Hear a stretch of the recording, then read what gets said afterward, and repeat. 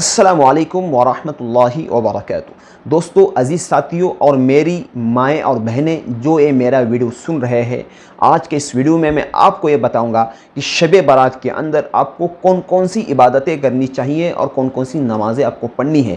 क्योंकि ऐसा होता है कि शब बारात जब आती है तो पता नहीं चलता कि कौन सा अमल करना है, कौन सा नहीं करना है, क्या इबादत करनी है, कौन सी नमाज़ पढ़नी है, कितनी तिलावत करनी है, कुछ नहीं पता होता और ऐसे ही लोग इबादत में लग जाते हैं। तो मोटी मोटी कुछ बातें मैं आपको बताऊंगा, आप वो इबादतें करें और मेरे लिए भी दुआ करें। दोस्तों, सबसे पहले आपको ये करना है कि जब इशा की नमाज से आप फारिग हो जाओ तो सबसे पहले आपको सलातु तस्बीह की नमाज़ को पढ़ लेना है।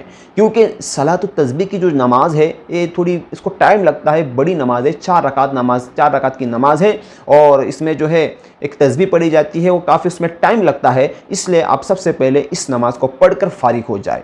जब ये सलातु तस्बीह की नमाज़ आप पढ़ चुके तो अल्लाह से दुआ करें, फिर थोड़ा रुक जाए और बैठे बैठे आप ज़िक्र के अंदर लगे, ज़िक्र करें। ज़िक्र करने के बाद जब आप थक जाए तो ज़िक्र के बाद फिर आपको वज़ू करना है। वज़ू करके जब आप फ्रेश हो जाओगे, फ्रेश होने के बाद आपको कुरान की तिलावत करनी है।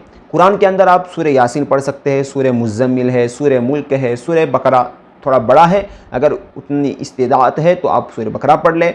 और कुरान पाक की मोटी मोटी सूरतें जो बाबरकत सूरतें हैं, सूरह यासीन वगैरह है, इनको आप कुरान शरीफ के अंदर से पढ़ सकते हैं। नमाज़ों के अंदर आपको सबसे पहले तो मैंने आपको बताई सलातुल तस्बीह की नमाज़ है, फिर सलातुल हाजत भी है, सलातुल तौबा भी है, ये भी नफल नमाज है, इनको भी पढ़ सकते हैं। और क़ज़ाए उम्री की नमाज़ है, यानी आपकी पिछली ज़िंदगी में जो नमाज़ें छूटी है, आपने उसको छोड़ा है, अब उसकी क़ज़ा आप दोबारा कर सकते हैं, तो क़ज़ा उम्री की नमाज़ें हैं, वो भी नमाज़ पढ़ सकते हैं। और दूसरी बात, जो मनगढ़ंत नमाज़ें चलती हैं कि इतने मरतबा इतना सूरा पढ़ना है, ये पढ़ना है, वो पढ़ना है, दोस्तों ये इसका कोई सबूत नहीं है। अब मोटी मोटी इबादतें करें जो करने की है, सलातुल तस्बीह, सलातुल हाजत, सलातुल तौबा, और ये जो नमाज़ें हैं इसका सबूत है, ये नमाज़ पढ़ सकते हैं हम।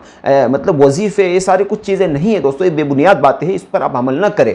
तो ये मोटी मोटी इबादतें आप करें और जितना हो सके इबादत के अंदर लगे, फजूल वक्त अपना बेकार बातों के अंदर, इधर उधर बातों के अंदर आप न लगे। जब इबादत से मुकम्मल आपकी इबादत हो जाए तो तहज्जुद की 2 रकात, 4 रकात, 8 रकात, 12 रकात, जितनी भी आपको तौफीक हो उतनी तहज्जुद की नमाज़ पढ़कर दुआ कर कर आप सो जाए। थोड़ा अगर आप आराम करोगे तो फजर की नमाज़ आपको जमात के साथ मिल सकती है। क्योंकि ऐसी रातें जिसमें हम जागते हैं, उन रातों के अंदर तो हमें ख़ास तौर पर फ़जर की नमाज़ अदा करने का एहतिमाम करना है। क्योंकि अगर आपने फ़जर की नमाज़ को एहतिमाम से नहीं पढ़ा तो आपका रात जागकर कोई फ़ायदा नहीं होगा।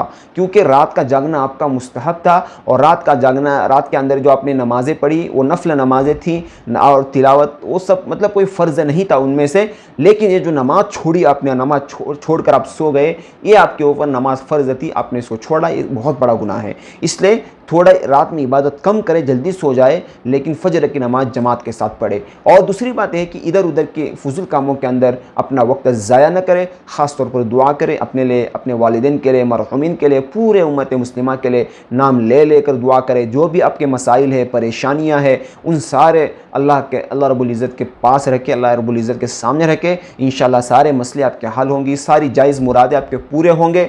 और इंशाअल्लाह अल्लाह के ज़ात से उम्मीद है, अल्लाह जो है हर एक की दुआओं को सुनता है। अल्लाह ताला मुजीब है, हर दुआ को सुनने वाला है। किसी की दुआ अल्लाह रद्द नहीं करता। ये है कि किसी की जल्दी कबूल हो जाती है, किसी की लेट कबूल हो जाती है, इसलिए दुआओं का एहतिमाम करें। तो चलिए दोस्तों, ये मोटी बातें थी शब बारात के अंदर आपको कौन कौन सी इबादतें करनी है, ये मोटी मोटी बातें मैंने आपको बताई। और याद रखें, मैंने जो बताई है कोई हतमी यकीनी नहीं आपको ऐसा ही करना है, मैंने एक राय दिया, मशवरा दिया, आप इस तरीके से इबादत कर सकते हैं। तो चलिए दोस्तों, दुआओं में याद रखें। इंशाअल्लाह बाद वाली वीडियो में मिलते हैं। अस्सलामु अलैकुम व रहमतुल्लाहि व बरकातहू।